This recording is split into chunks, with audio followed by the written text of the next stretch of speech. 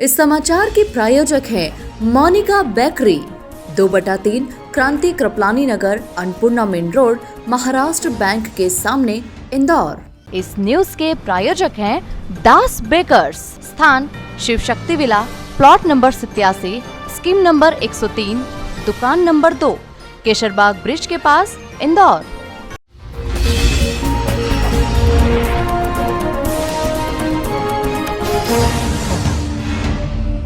इंदौर लोकसभा चुनाव में प्रत्याशी विहीन हो चुकी कांग्रेस पार्टी के पदाधिकारियों ने मतदान के दिन भाजपा नेताओं के इशारे पर धांधली किए जाने और बूथ कैप्चरिंग करने का आरोप लगाया है।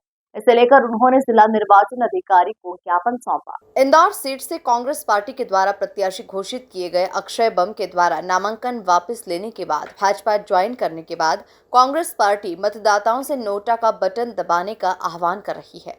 ऐसे में कांग्रेस नेताओं को आशंका है कि भाजपा नेताओं के दबाव में मतदान के दिन बूथ कैप्चरिंग और धांधली कर सकती है, जिसे देखते हुए कांग्रेस के शहर अध्यक्ष सुरजीत सिंह चड्ढा, जिला अध्यक्ष सदाशिव यादव और निगम नेता प्रतिपक्ष चिंटू चौकसे के साथ कांग्रेस के प्रतिनिधि मंडल ने जिला निर्वाचन अधिकारी और कलेक्टर आशीष सिंह से मुलाकात कर ज्ञापन सौंपा। यहाँ नेताओं ने नगरीय प्रशासन मंत्री कैलाश विजयवर्गीय और विधायक रमेश मेंदोला के इशारों पर धांधली और बूथ कैप्चरिंग किए जाने की संभावना जताई। सभी नेताओं ने कलेक्टर सिंह से सभी 2800 मतदान केंद्रों पर वेबकास्टिंग के माध्यम से निगरानी रखने के लिए सभी केंद्रों पर सीसीटीवी लगाने और पुलिस फोर्स बढ़ाने की मांग की, जहां कलेक्टर सिंह ने नियमानुसार सीसीटीवी और निगरानी किए जाने का हवाला दिया। देखिए कि वो चूंकि हमारा कैंडिडेट ही नहीं है, अभी हमारे प्रदेश अध्यक्ष जी और हमारे अध्यक्ष जी जैसा निर्देश देंगे, हम सब लोग पार्टी के लोग दृढ़ संकल्पित है, उस दिशा में काम करेंगे।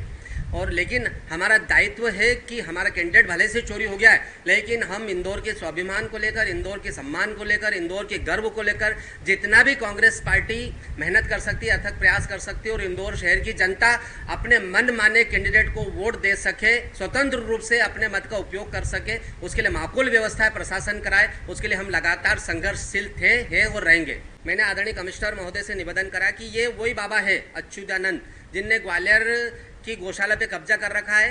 ग्वालियर नगर निगम द्वारा चलाई जा रही गौशाला में सालाना खर्च होता था 7 करोड़ रुपए।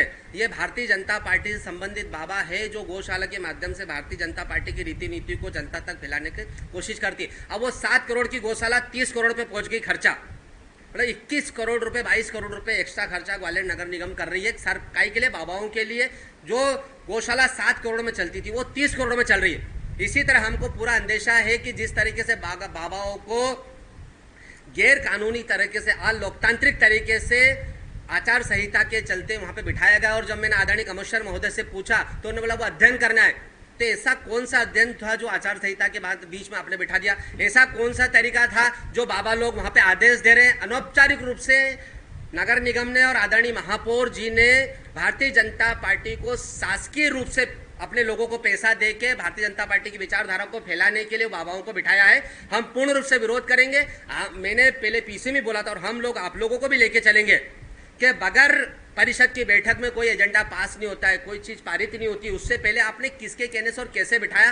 तो आदरणीय कलेक्टर महोदय से भी हमने निवेदन करा कि चूंकि पूरा इंदौर आपके नेतृत्व में आपको ही संभालना है व्यवस्थाएं, तो तुरंत बाबा लोगों को वहां से हटाया जाए और इंदौर शहर में कानून व्यवस्था है, इसको लेकर माकूल व्यवस्था की जाए। देखिए, कांग्रेस पार्टी के द्वारा जो ज्ञापन सौंपा गया है कि सीसीटीवी सभी बूथ्स पे लगाए जाएं, इस संबंध में ज्ञापन उनके द्वारा प्रदान किया गया। इस संबंध में नियम क्लियर है।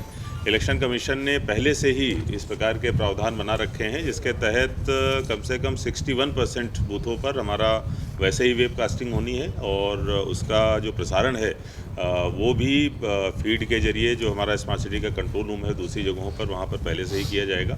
इसके अलावा जो बूथ की व्यवस्थाएं रहती हैं कि जो अन्य जो पार्टीज़ हैं या जो उम्मीदवार हैं, जो जितने भी उम्मीदवार हैं उनके प्रतिनिधि भी बूथ पर रहेंगे। इसलिए किसी भी तरीके से चाहे निष्पक्षता हो या पारदर्शिता हो, उस पर सवाल नहीं खड़े किए जा सकते हैं। हमारी तरफ से पूरी तैयारी है और माइक्रो ऑब्जर्वर्स हमारे द्वारा नियुक्त किए गए हैं। जो सेंट्रल पुलिस के फोर्सेस के लोग हैं उनको भी नियुक्त किया गया है। इलेक्शन कमीशन द्वारा भेजे हुए ऑब्जर्वर्स हैं जो सारी व्यवस्थाओं को देख रहे हैं। बहुत ही स्वतंत्र, निष्पक्ष और पारदर्शी चुनाव हमारे द्वारा संपादित कराया जाए।